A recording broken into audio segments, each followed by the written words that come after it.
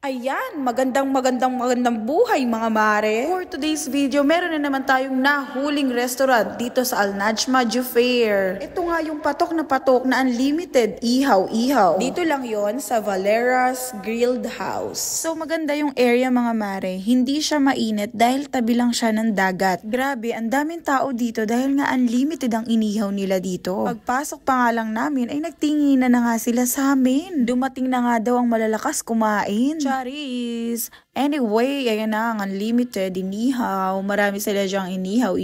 At may unlimited din na puto. Promise, yung puto nila masarap talaga kasi cheesy. Syempre, ang hindi mawawala ang pambato nilang sausawan. Syempre, kapag Pinoy, ano pa nga ba ang hinahanap? E di kanin. Unlimited rice is life kaya. Ayan o, diba ang lakas ng usok? Akala mo may sunog. Eme lang. Ayan, dyan sila sa labas nag-iihaw-ihaw. As you can see, punong-puno ang ihawan kasi ang dami nilang dapat ihawin. Dahil tulad nga namin, kami mga gutom, kaya ayan, napapatulala na lang kakahintay ng inihaw namin. May pansit bihon din sila na unlimited dito, kaya sobrang sarap at sulit talaga. Medyo sad yung beshi ko ngayon kasi ang tagal daw ng inihaw. Kasi nga sobrang daming tao, nagkakaubusan agad. It's okay, we are willing to wait, but at the end, we really satisfy. For each person, only 3 BD.